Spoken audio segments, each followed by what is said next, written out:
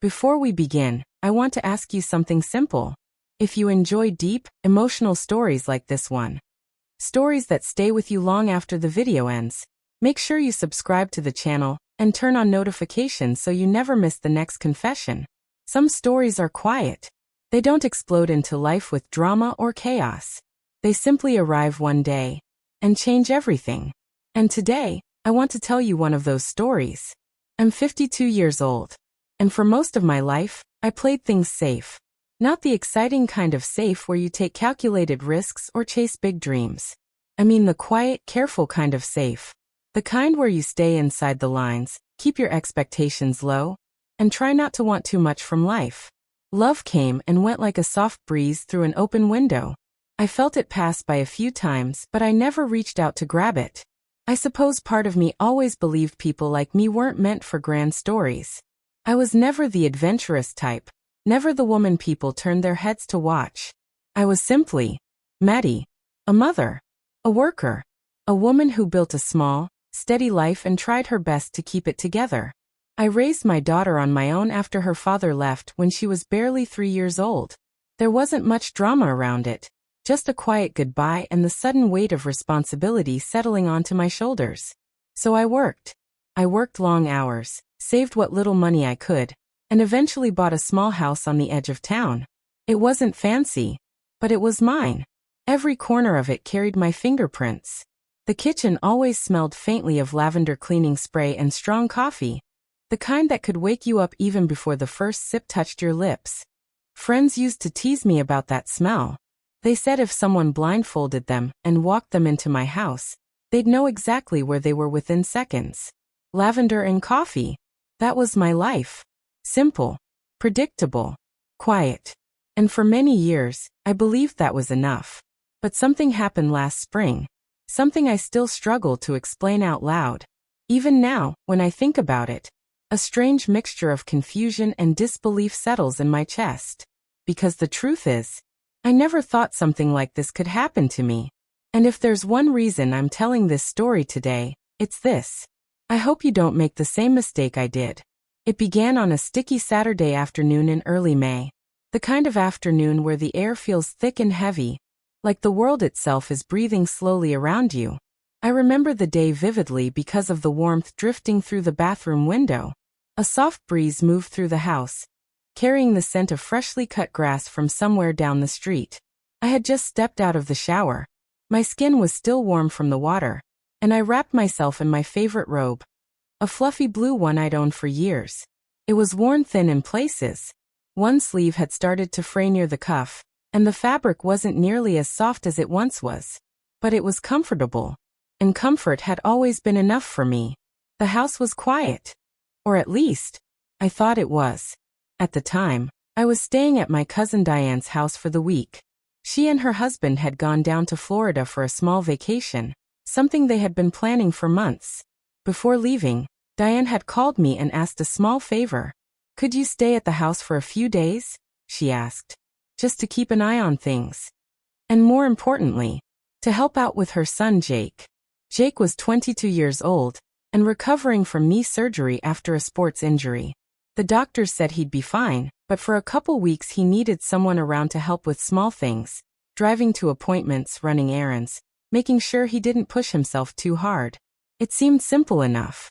And honestly, I didn't mind the change of scenery. I hadn't spent much time with Jake over the years. Our families saw each other occasionally during holidays, but life has a way of pulling people in different directions. Still, I remembered him clearly as a child. A messy-haired little boy who used to run through the yard during family barbecues. He called me Aunt Maddie, even though technically I was his cousin. Kids don't care about technicalities. I remembered sticky popsicle fingers grabbing my hands, loud laughter echoing through the yard, and the way he once sprayed me with a garden hose while I pretended to chase him around. Back then he was small, full of energy, just a kid. But time moves quietly when you aren't paying attention. And the next thing you know, that little boy is a grown man. Taller, quieter, different. That morning, I hadn't seen him yet. I assumed he was still asleep. Young men tend to keep strange hours, staying up late with headphones on, gaming or watching something online while the rest of the house sleeps. So I took my time in the shower. The warm water helped loosen the stiffness in my shoulders, the kind that builds up slowly after years of working and carrying responsibilities. For a few minutes, I simply stood there and let the water fall over me. No gueris. No rusing. Just quiet. When I stepped out, steam still clung to the mirror. I leaned over the sink, rubbing lotion gently onto my neck and arms. That's when something shifted in the reflection. At first, I thought it was just the breeze moving the door. But then I saw him, Jake, standing in the doorway. For a brief second, neither of us moved. His eyes widened the instant they met mine in the mirror, and he froze in place like a deer caught in headlights. The room felt suddenly suspended in silence. "Oh God, Aunt Maddie," he stammered quickly. His voice cracked with embarrassment. "I didn't mean to, I thought." He turned away immediately, one hand reaching for the door, as if he were about to disappear. And maybe he would have. But instinctively I spoke. "Jake, wait." To this day, I'm not sure why I said it. Maybe it was reflex. Maybe surprise. Or maybe something deeper that I didn't understand yet. My heart was beating faster than it should have been. But strangely, I wasn't angry. Not exactly. Mostly, I felt exposed. Caught off guard. And in some strange way, seen. Jake turned back slowly, his face flushed red with embarrassment.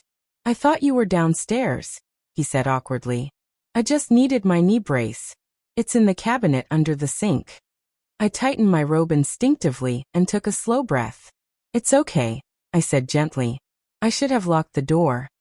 For a moment we both avoided looking directly at each other. The silence felt awkward, but not hostile. Just fragile. Uncertain. Jake stepped cautiously inside, still keeping his eyes lowered. "I'll just grab it quickly," he said. But before he could bend down, I spoke again. "No, I'll get it." I knelt down and opened the cabinet beneath the sink. For reasons I couldn't quite explain, my hands felt slightly shaky. Maybe it was just the awkwardness of the situation. Or maybe it was something else entirely. I found the brace and handed it to him. When I looked up, I realized something unexpected. We were standing much closer than I realized. And for the first time, I truly looked at him. Not the little boy from family barbecues, but the man standing in front of me now. His eyes were familiar, yet different somehow. There was a softness there. A quiet seriousness that hadn't existed when he was younger. He accepted the brace gently. Our fingers brushed for the briefest moment. "Thanks," he said quietly. Neither of us stepped away. A small smile tugged at his lips. "I remember when you used to chase me around the yard with a water hose." I couldn't help but laugh softly. "And you'd scream like a banshee," I replied. "I thought you hated me back then." Jake shook his head. "No," he said quietly. "Not even a little." Something about the way he said it changed the air between us. Not dangerously, but noticeably. For a second, I felt something I hadn't felt in a very long time. Not invisible, not forgotten, but noticed. Finally, I stepped back. "Let's get that brace on properly," I said, trying to move things along. I helped him fasten the straps around his knee, but as our hands brushed again, a strange thought flickered through my mind. Had something shifted between us in those few accidental seconds? A door I hadn't noticed before seemed slightly open, and the unsettling part was, I wasn't entirely sure I wanted to close it. That night, I couldn't sleep. The ceiling fan hummed quietly above the guest bed as I stared into the darkness. Again and again, my mind replayed the moment in the bathroom.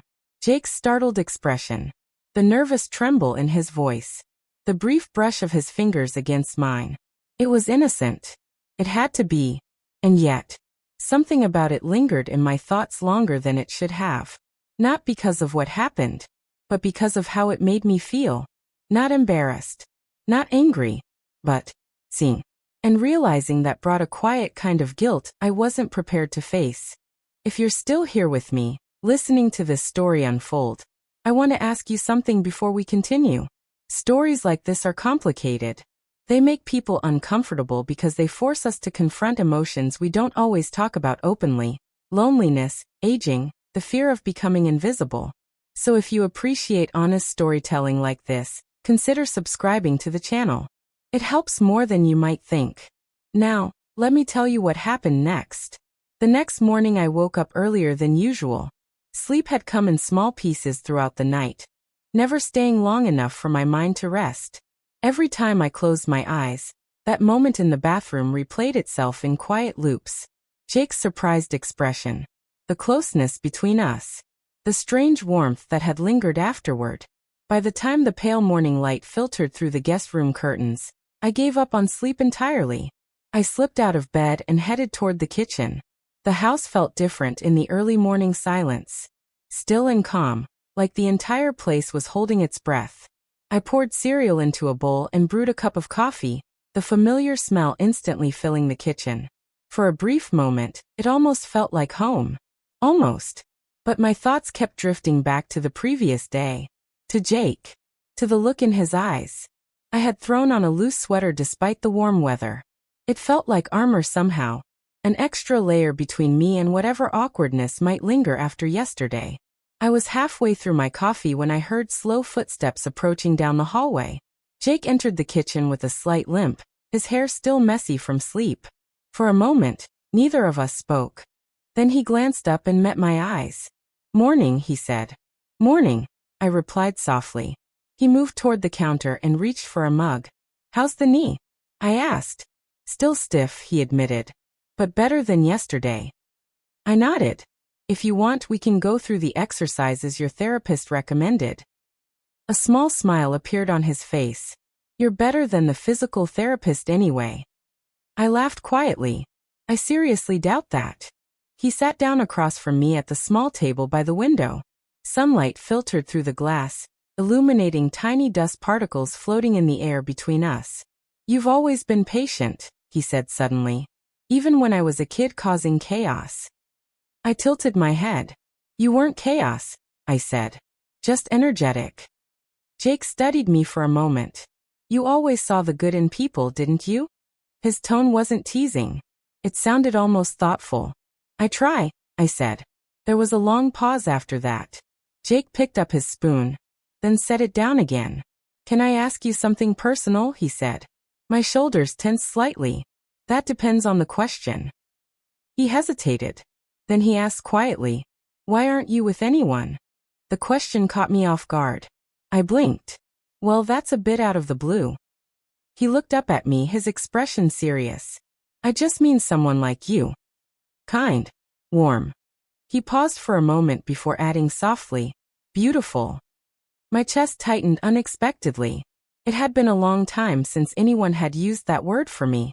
"Relationships are complicated," I said carefully. "After a while, you get used to being on your own." Jake frowned slightly. "But do you want to be?" The question lingered in the air between us. I looked out the window at the swaying trees. "Sometimes. But sometimes not. I've learned to keep that part quiet," I finally said. "Life gets easier when you stop expecting too much." Jake leaned back in his chair. "You shouldn't have to quiet yourself," he said softly. "You still have a lot to give." His words hit deeper than he probably intended. I forced a small smile. "Let's focus on getting that knee working again," I said. Later that afternoon, we spread a mat across the living room floor. Jake slowly worked through the exercises recommended by his doctor. Stretch. Hold. Breathe. Every now and then he winced or muttered something under his breath. "You're tougher than you look," I teased. He rolled his eyes. "I don't think the pain cares about that." At one point, I held his ankle steady while he stretched his leg upward. His breathing slowed as he focused through the discomfort. "You're stronger than you think," I told him. He opened his eyes and looked up at me. "So are you." For a moment, neither of us moved. The room felt strangely quiet. Not uncomfortable. Just aware. I quickly stood and stepped back. "That's enough for today," I said. That evening, we sat on the back porch watching the sky slowly turn shades of orange and pink. Jake leaned against the railing, his knee brace visible beneath his jeans. "Can I tell you something?" he said. "Of course." He hesitated before speaking. "When I was younger, I always thought you were the strongest person in the family." I laughed softly. "That's a generous interpretation." No, really, he continued. You handled everything by yourself. Raising your daughter. Working all the time. I shrugged. You do what you have to do. But you never let anyone help you, he said. That part was true. I looked out toward the quiet neighborhood street. Sometimes, I admitted slowly, you get used to carrying things alone. Jake didn't respond right away. Then he said something that caught me completely off guard. I don't think you should have to do that anymore. His voice was sincere, gentle, but something about the way he said it stirred a warning inside my chest. And suddenly, everything from the past 2 days came rushing back into focus. The bathroom, the long looks, the quiet tension building between us. I took a slow breath. Jake, I said softly, I think we need to be careful here. He looked confused. Careful about what? About boundaries. The word hung in the air between us. For the first time, he seemed to fully understand what I meant. His expression shifted slightly. Embarrassment. Realization. Maybe even relief. You're right, he said quietly. I didn't mean to make things weird. You didn't, I assured him. But sometimes emotions get complicated. Jake nodded slowly. I guess I've been feeling a little lost lately, he admitted. The injury, being stuck at home, everything.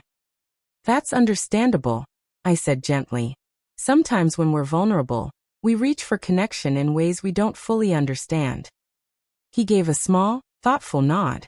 I appreciate you saying that. The tension between us softened. Not gone entirely, but clearer, healthier. A few days later, Diane and her husband returned from Florida.